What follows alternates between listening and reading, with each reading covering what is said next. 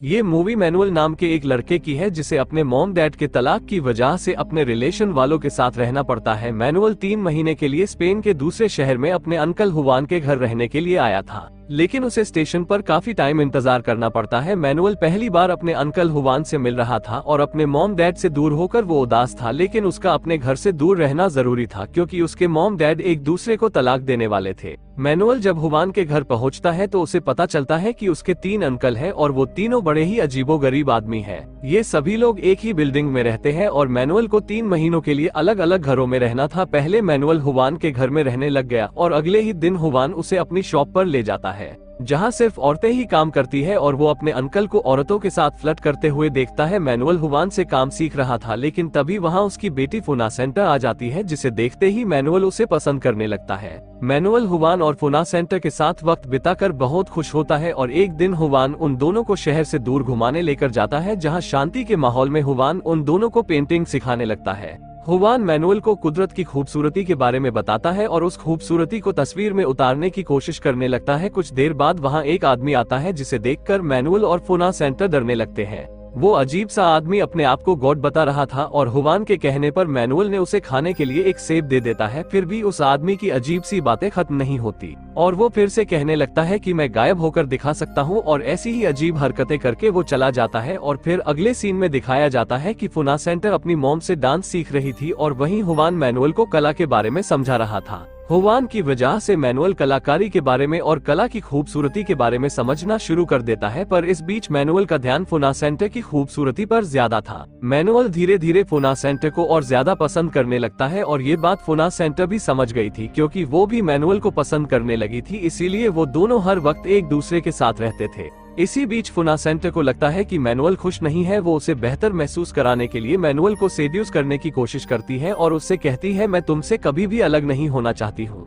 फुनासेंटा manual को एक राज की बात बताती है जिसे जानकर वो हैरान हो जाता है। फुनासेंटा बताती है कि उसके अंकल फार्लेंडो असल में गे हैं और ये बात कोई नहीं जानता था। हुवान के घर में रहने के बाद अब अगले महीने मैनुअल फार्लेंडो के साथ रहने लगता और उनकी बैकई का काम समझने लगता है। हुवान की तरह फार्लेंडो भी एक कलाकार होता है और वो सारंगी बजाया करता था। सारंगी बजाते देख मैनुअल पर म्यूजिक का भूत सवार हो जाता है। फार्लेंडो बताता है कि म्यूजिक सीखने के लिए कुछ सालों तक मेहनत करनी पड़ती है, अगर एक दिन भी मेहनत में कोई कमी रह जाती है तो म्यूजिक हमारा साथ छोड़ देता है। फार्लेंडो का अफेयर उसके असिस्टेंट पेलू के साथ चल रहा था और ये बात मैनुअल जानता था। फार्लेंडो की वाइफ भी बिएड्रेस इस बात से नाराज थी कि उसका हस्बैंड काम पर ध्यान नहीं देता था, लेकिन फार्लेंडो का कहना था कि ये काम उसे खुशी नहीं देता, सिर्फ पेलू से उसे खुशी मिलती है। एक दिन उसका असिस्टेंट पेलू बताता है कि मेरी शादी होने वाली है, इसलिए फार्लेंडो को उसे छोड़ना होगा और उन दोनों के बीच हो रही सारी बातें मैनुअल और फुनासेंटा सुन रहे थे। अब पेलू के जाने से फार्लेंडो का दिल टूट जाता है और फार्लेंडो अपनी जान देने की कोशिश करता है, लेकिन वो ऐसा नहीं कर पाता। उस रात जब मैनुअल भी बिएड्रेस के कमरे में आता है तो वो उससे पूछती है कि बिएड्रेस उसे खूबसूरत लगती है या नहीं। वो मैनुअल से अजीबोगरीब बातें पूछने लगती है। तब मैनुअल फार्लेंडो और पेलू के बारे में उसे सब कुछ बता देता है। इस अफेयर के बारे में जानकर बिएड्रेस मैनुअल से इस अफेयर को राज रखने का वादा करने के लिए कहती है और फार्लेंडो से नाराज होने की बजाय बिएड्रेस उसे संभालने लगती है, जिसके बाद वो उसे बेहतर महसूस कराने की कोशिश भी करती है। मैनुअल एक नई दुनिया देख रहा था और इस दुनिया में उसे फुनासेंटा के साथ खुशी मिल रही थी। उस दिन अचानक वो 2 अनजान लोगों को छत पर आते देखते हैं। तब फुनासेंटा बताती है कि वो अमेलियो की बेटी लोली और उसका बॉयफ्रेंड है जो वहाँ इंटीमेट होने के लिए आए हैं। फुनासेंटा को तब कुछ सुनाई दिया और वो कहने लगी कि मेरे घर में कुछ गलत हो गया है और घर की तरफ जाने पर उन्हें पता चलता है कि फार्लेंडो की मौत हो गई है। वहाँ हर कोई परेशान था मगर उन सबसे ज्यादा परेशान बिएड्रेस थी। उसने बताया कि वो अचानक से जमीन पर गिर गया और उसकी मौत हो गई। हुवान और उसके बड़े भाई अमेलियो ने फार्लेंडो को जमीन पर पड़ा हुआ देखा तो उन्हें समझ आ गया कि उसे दिल का दौरा पड़ा है और सही वक्त पर अमेलियो उसे बचाने में कामयाब हो जाता है। उस दिन के बाद मैनुअल अमेलियो के घर में रहने लगा। अमेलियो की सिस्टर मार्गरेटा मैनुअल को पढ़ाने लगी, लेकिन मैनुअल उसे और अमेलियो की वाइफ लूला को परेशान करने लगा। एक दिन मैनुअल के फादर एंटोनियो का फोन आता है और मैनुअल को पता चलता है कि उसके फादर अब इटली में रहते हैं। मैनुअल अपने फादर को बताता है कि मार्गरेटा हर वक्त उन पर नजर रखती है, इसीलिए वो परेशान होने लगा है और घर आना चाहता है। फिर मैनुअल फुनासेंटा को बताता है कि जल्द ही उसके फादर उसको लेने आने वाले हैं। ये सुनकर फुनासेंटा उदास हो जाती है क्योंकि मैनुअल और फुनासेंटा एक दूसरे से शादी करना चाहते हैं। लेकिन वो जानते थे कि दो कजिन एक दूसरे से शादी नहीं कर सकते हैं। अमेलियो के घर में एक कमरा था जहां जाने की किसी को इजाजत नहीं थी, मगर मैनुअल उस कमरे में चला जाता है और उसे पता चलता है कि ये कमरा असल में अमेलियो का क्लिनिक है।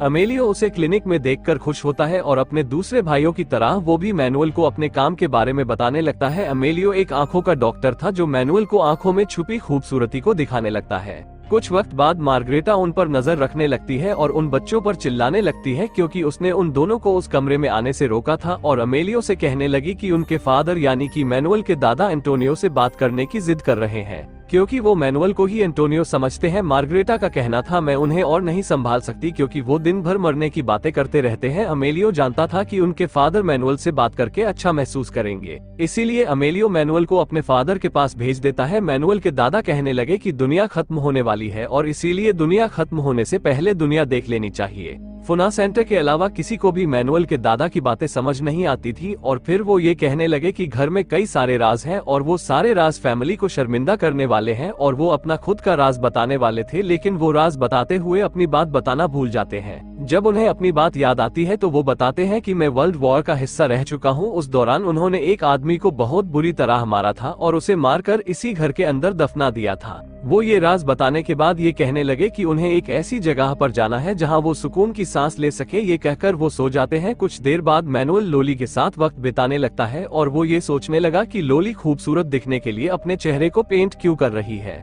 जब मैनुअल उससे उसके बॉयफ्रेंड गाजा के बारे में पूछता है तो वो नाराज हो जाती है। लोली अपने बॉयफ्रेंड और गाजा की बात राज रखने के लिए उसे समझाकर वहाँ से चली जाती है, मगर वो ये नहीं जानती थी कि उसकी फैमिली ये पहले से जानती है कि उसका बॉयफ्रेंड गाजा है। इस बीच मैनुअल मार्गरेटा को अजीब सी बातें करते हुए देखने लगता है और मार्गरेटा से पूछता है तो वो सबको बताने लगती है कि वो गॉड से बातें करती है। अमेलियो उसकी बातें सुनता है तो वो नाराज होने लगता है और उसके पागलपन को छुपाने की कोशिश करता है, मगर मैनुअल उसकी बातें सुनकर मजे ले रहा था। उस दिन अमेलियो लोली से कहता है तुम्हें अपने बॉयफ्रेंड से दूर रहना होगा, पर जब उसने अमेलियो से बहस करना शुरू किया तो अमेलियो अपना आपा खो बैठा। अमेलियो को इस तरह देखकर मैनुअल बुरी तरह डर गया, पर लोली ने समझाया कि उसके फादर कभी कभी पागलों वाली हरकत कर लगते हैं। मैनुअल इस अजीब से फैमिली के पागलपन का हिस्सा बनने लगा था, लेकिन ये पागलपन उन लोगों के लिए आम बात थी। वो सब ऐसे बर्ताव करने लगे थे जैसे कुछ हुआ ही नहीं है, और अचानक अमेलियो के फादर उन्हें अकेलेपन के बारे में कहानी सुनाने लगते हैं। वो कहानी उन्होंने मैनुअल के फादर एंटोनियो के लिए लिखी थी, और फिर अमेलियो को अपने सामने देखकर उन्होंने बताया कि वो यहाँ एंटोनियो के आने का इंतजार कर रहे हैं। अल्जाइमर रोग की वजह से वो सब कुछ भूलने लगे थे और वो अपने घर का रास्ता भटक गए थे, इसलिए वो एक पार्क में आकर बैठ जाते हैं। फुनासेंटा ने कहा वो जानती थी कि उसके दादा पेड़ पक्षियों से प्यार करते हैं, इसीलिए वो समझ गई थी कि वो इसी जगह उन्हें मिल जाएंगे। उस वक्त मैनुअल के दादा ने कहा वो समुद्र देखना चाहते हैं क्योंकि वो सुकून की सांस नहीं ले पा रहे थे, और मरने की बातें फिर से करने लगते हैं। तब अमेलियो कहता है जब तक मैं जिंदा हूँ मैं अपने फादर को मरने नहीं दूंगा। अमेलियो ने वादा किया वो उन्हें समुद्र के पास ले जाएगा, और ये सुनकर वो बहुत खुश होते हैं। घर जाते हुए अमेलियो के फादर एक और कहानी सुनाने लगे, और ये कहानी सुनते सुनते ये सब लोग घर पहुंच गए, और उस दिन उनकी समुद्र देखने की ख्वाहिश पूरी हो गई और मैनुअल अपनी पूरी फैमिली के साथ बीच पर गया,